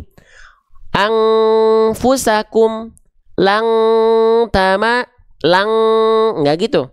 Huruf-huruf ketika ikhfa, hukum tajwid ikhfa, yang dia dibaca sama dan dengungan yang kuat menyerupai dengungan eng hanya ketika bertemu apabila nun sukun atau tanwinnya berjumpa dengan huruf qaf ataupun huruf kaf. Contohnya apa? Ya, gitu. Contohnya adalah nih di sini. Nih, ya. Ada nun sukun ketemu sama huruf kaf, dibaca in kadzaba. In kadzaba. Nah, selain qaf dan kaf seperti ini nggak boleh eng. Ya, gitu. Oke. Contoh, ma kuntum, enggak dibaca kuntum tapi kuetum, kuat di samarnya. Enggak di eng banget. ma kuntum. Nah, sama ya. Oke, di sini juga sama teman-teman sekalian, enggak dibaca lang ta, enggak, tapi la ta. Bedakan antara lang ta dengan la ta. La ta. Samar aja ya Ustaz. Samar dengan dengung sebenarnya. Tapi dengungannya enggak yang eng banget. Maka ditulis samar aja, biar apa? Biar nggak bablas engnya. La ta. Makanya di sini ditulisnya samar kan, biar nggak bablas. Ya, oke, jelas. Nih, tuh, ya. Ikhfa, samarkan 2 harokat. Ketika sudah kita samarkan, la, sambil bersiap-siap melafalkan huruf ta-nya, sambil kita tahan 2 harokat. La ta, la ta. Lata. Faham sampai sini? Kita lanjutin lagi nggak belajarnya nih? Lanjut? Ya, masih mau dilanjut? Pakai fitur Al-Quran ini mau? Lanjut ya. Oke, lanjut. La tamassanan naru. Berhenti lagi. Nah, enaknya belajar pakai ini tuh kita bakal banyak berhenti karena kita akan membedah gitu si hukum tajwidnya. Perhatiin teman-teman sekalian, di sini ada nun bertasydid. Saya izin zoom sedikit, seret. Nah, ketika kita mendapati ada huruf nun lalu dia bertasydid, maka dia punya hukum namanya gunnah. Apa itu gunnah? Gunnah itu artinya adalah dengung. Ya, dengungkan dia nanti selama 2 harokat. Bang, yang dimaksud dengan dengung itu seperti apa? Yang dimaksud dengan dengung adalah huruf-huruf yang dia dimasukkan ke dalam rongga hidung kita. Bahkan ini ketika dibuka tutup hidung suaranya hilang. Jadi gini, cara ngecek apakah dia gunnah atau dia dengung atau tidak, lafalkan an-nya. Kalau kita cek cara bukanya, buka tutup hidung, karena huruf-huruf yang dengung itu akan masuk ke dalam rongga hidung. Nah, ketika kita buka tutup hidung, kalau suaranya tidak berubah, maka itu bukan gunnah. Berarti nggak ada suara yang masuk ke dalam rongga hidung. Tapi kalau misalnya ketika kita buka tutup hidung, suaranya berubah, maka dia dengung. Tapi ketika dia suaranya bukan berubah saja tapi hilang, maka dengungannya kuat. Maka di sini kita cek nun bertasydid, ya. Izin zoom ya.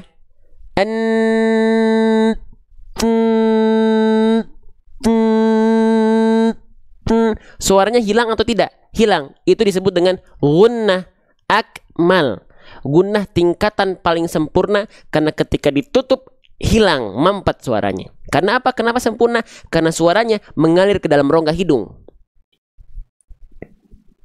Karena nanti ada ikhfa, ada gunnah yang dia nggak sempurna.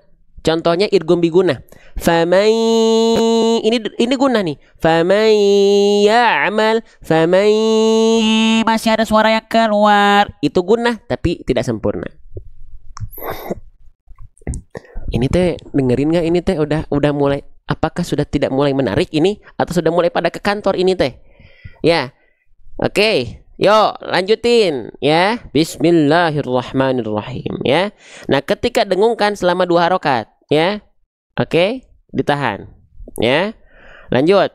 La tamassananna, tahan 2 harokat. La tamassanan naru. Jangan cuman la tamassananna nanna, enggak. Naru. Tahan dulu 2 harokat. Ya, 2 harokatnya 2 harokat tempo lambat untuk gunnah, bukan la tamassananna, enggak. La tamassanan naru. Nah, oke, jelas, paham? Oke, lanjut lagi. Nah, illa di sini ada apa? Di sini udah kita bahas tadi loh. Ingat nggak? Illa yang warna hijau ini hukumnya apa? Ditulis MJPA 5. Oke, kita bahas. Kita kasih warna dulu sedikit. Di sini kita mendapati illanya ada fathah, lalu ketemu sama alif. Kalau ada fathah ketemu alif, hukum tajwidnya apa? Mad tabi'i. Oke, mad tabi'inya di sini berjumpa dengan huruf warna hijau, kita tandai dengan warna merah. Ada apa ini? Ada huruf ham, hamzah. Ingat nggak? Kalau ada mad tabi'i yang berjumpa dengan hamzah, lalu mereka bertemu pada dua kosakata yang berbeda. Mad tabi'inya nih yang warna biru terdapat dalam kalimat kosakata illa, hamzahnya terdapat dalam kosakata ayyaman. Ayyaman. Pertemuan antara illa dengan ayyaman mempertemukan antara mad tabi'i dengan hamzah pada beda kalimat. Hukum tajwidnya adalah mad jaiz munfasil. Panjangkan la-nya selama 5 harokat. Illa illa illa boleh ya Bang, bukankah mad jaiz itu boleh 4 atau 5? Kenapa ditulisnya cuma 5? Berarti fitur Quran ini pengen membuat teman-teman nggak bingung.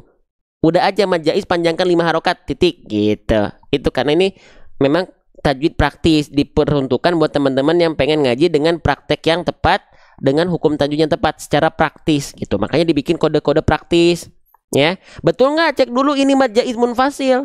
Cek dulu, takutnya salah. Kita cek 5 MJPA. Mad jaiz panjangkan 5 harokat. Mad jaiz panjangkan la-nya 5 harokat. Illa ayya. Tuh begitu. Ya. Illa ayya gitu, ya. Oke. Sip, sedikit lagi ya. Sampai sini deh, satu lagi deh ya, karena ini kalau kita bahas semua ini lengkap banget ya. Untuk hukum tajwidnya banyak banget, perbarisnya bukan cuma 1 tapi 1 2 3 4 1 2 3 4. Yang ini berat, lihat 1 2 3 4 5 6. Jadi banyak contoh ya. Oke, lanjut kita baca dulu ya. Illa ayyamam. Oke, teman-teman perhatikan terakhir nih. Sebelum nanti teman-teman yang mau masuk grup boleh setelah ini ya. Ada yang mau masuk grup nggak? Dapetin rekaman live kita, informasi live kita, informasi terbit buku kita, ya. Kapan terbitnya, kapan kelas intensifnya dibuka, kelas free-nya kapan. Itu semua ada di grup. Tungguin sampai akhir. Kenapa nggak sekarang? Karena riskan kena pelanggaran. Masuk grup di akhir. Tungguin sebentar lagi. Lanjut dulu, ya. Illa ayyamam. Perhatikan teman-teman. Di sini kita mendapati sekarang warnanya warna pink. Ya, apa yang warna pink? Ada fathatain bertemu dengan huruf mim. Berarti ini ada hukum tajwid di sini, ditandai dengan warna pink. Ya. Sebentar. Oke, ya. Oke. Nah, ada apa fathatain bertemu dengan huruf mim? Ada yang tahu ada apa di sini? Ada yang tahu ada apa? Yuk kita lihat ya. Kita lihat nanti dari buku saya nih. Nah, buku saya nanti ini akan terbit informasinya cuma di grup saja ya. Nah, ini bahkan ada scan barcode videonya ya. Per huruf ada scan barcode video animasinya, pelafalan hurufnya. Cuman informasinya cuma ada di grup aja ya. Oke, kita lihat dulu. Nah, hukum tajwidnya apa? Ada apa di sana? Hukum tajwidnya adalah idgham bi gunnah. Nih kita cek dulu ya. Pertemuan antara nun sukun atau tanwin berjumpa dengan 4 huruf ini salah satunya, ini adalah hukum tajwid idgham bi gunnah. Ya.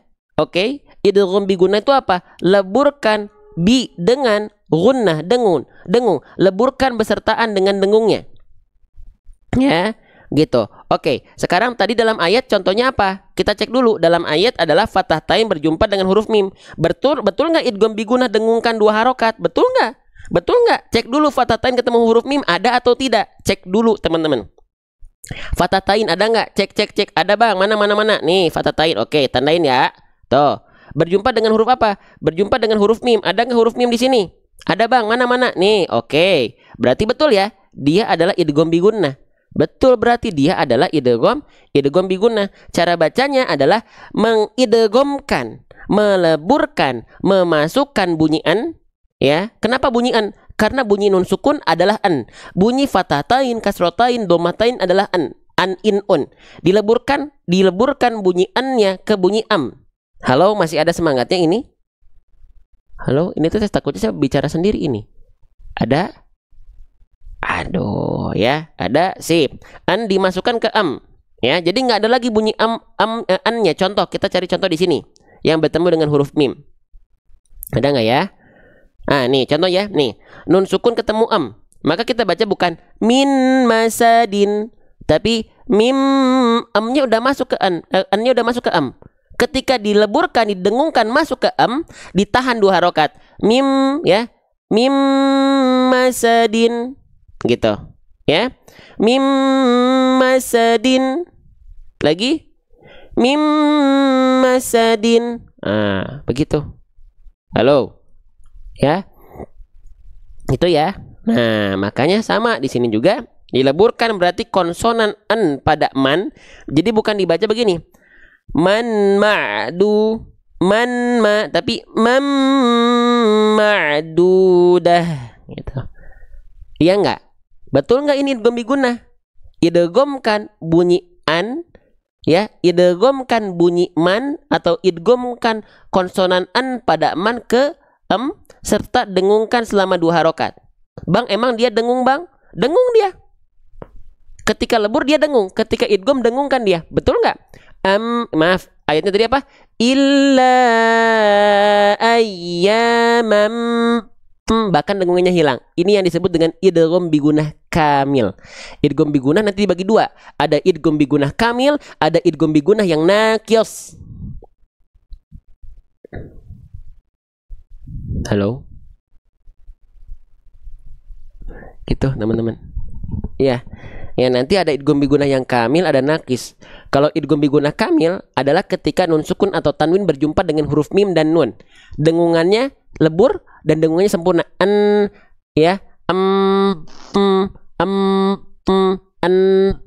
tapi ketika leburnya kepada huruf, nah kita bahas deh ya. Ketika leburnya pada huruf, ya, perhatikan. Ketika tanwinnya leburnya pada huruf ya ataupun wawu, dia idgham bigunahnya naqis, tidak sempurna dengungannya. Contoh, ya, perhatikan di ayat ini saja. Ya, kita tampilkan ayatnya di atas. Nih. Ayat yang di atas. Bunyi an-nya dimasukkan ke ai, ditahan 2 harokat, dengungkan. Limai yaro. Nah, ketika dengung, dia nggak hilang. Limai, masih ada sisa suara yang mengalir. Inilah idgham bigunah yang naqis. Dia lebur, dengungannya sudah masuk, tapi nggak sempurna.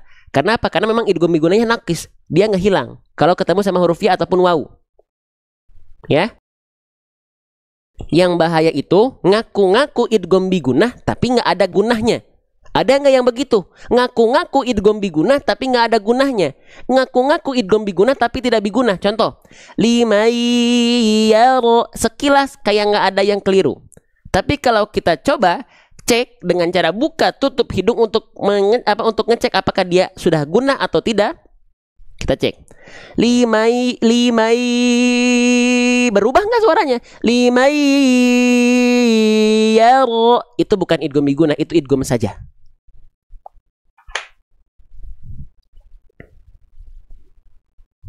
Halo, bisa diikuti teman-teman, sahabat-sahabat sekalian? Saya harus bilang panggil si Pak Raden ya. Gimana? Faham atau tidak? Faham? Kita lanjutkan kembali. Baik. Macam-macam di sini mah banyak, ada si Mimin, ada si Pak Raden ya. Oke. Sip ya. Nah, begitu teman-teman ya. Gitu. Contoh lagi, misalnya sama huruf wawu sama nih. Ini jangan cuma dibaca miu, bukan cuma lebur dan tahan 2 harokat, yang ditahan tuh dengungannya. Miu, nah, harus begitu. Jelas? Faham? Iya. Ya? Iya, tapi masih susah ya saya bedanya, makanya perlu latihan. Nggak, teman-teman harus cari guru. Cari guru secara private, mau di musolanya ya, musolanya ke deket rumah, mau di masjidnya ke, cari guru. Cari guru. Teman-teman punya Al-Qur'an sekeren apapun fiturnya, punya buku tasin semantap apapun dengan segala bentuk macam marketing, 2 menit bisa baca Quran, 3 menit, 40 menit, 50 jam, 2 menit, 1 detik bisa baca Quran, nggak bisa menyediakan sosok seorang guru. Mau online mau offline silahkan cari teman-teman sekalian. Nggak bisa. Bagaimana kita bisa memverifikasi bacaan kita sudah tepat kalau nggak adanya sosok seorang guru? Nggak bisa teman-teman. Nggak bisa. Saya yakin kan tidak bisa. Karena Rasulullah pun belajar baca Quran kan sama malaikat Jibril, talaki dan bermusyafahah. Harus cari guru yang memang menyimak bacaannya secara rutin, bukan cuma seminggu dua kali tapi nggak didengarkan baik-baik. Cuman seminggu 2 kali udah aja. Besoknya nggak lagi, nggak begitu teman-teman. Harus cari guru. Sekarang teman-teman cari guru yang online, kelas online banyak. Cari yang memang bisa private atau sekelasnya maksimal berlima. Kalau udah sekelas bersepuluh, berdua-puluh nggak efektif teman-teman, saya yakin nggak efektif. Gurunya juga pusing, si santrinya banyak banget pusing. Ya, nggak ada yang seperti ini Ustadz yang offline. Nanti di Bandung kita akan adakan tanggal 14 ini. Ada orang Bandung di sini sampai ketemu ya, tapi hanya untuk 100 kuota karena tempatnya terbatas. 80 sampai 100 kuota. Mengonlinekan kegiatan offline kita, mengofflinekan kegiatan online ini ya di Bandung. Oke. Oke, kita lanjutkan ya. Jauh Ustadz, ya nggak apa-apa ya, berarti semoga nanti di tempat-tempat teman-teman ada ya. Kok atau enggak nanti saya bisa ke sana ya. Nah, berarti betul nggak ini idgham bigunah dengungkan 2 harokat? Cek dulu betul nggak?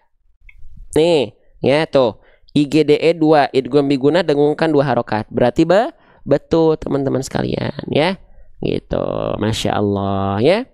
Sip, kita lanjutkan lagi tapi kita langsung baca ya. Nah, abis ini buat teman-teman siapa tahu ada yang mau Al-Quran ini boleh ya. Tapi nanti setelah itu kita akan masuk ke grup buat teman-teman yang mau dapetin informasi-informasi dari kita ya. Sip, kita baca bareng-bareng. Siap. Lanjutin dari sini ya.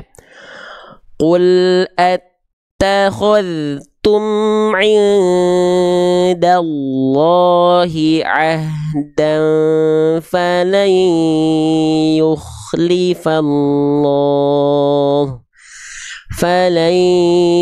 yukhlifallahu 'ahdahu am taquluna 'ala Allah. Ulang agak sedikit ini. Am taquluna 'ala Allahi ma la ta'lamun.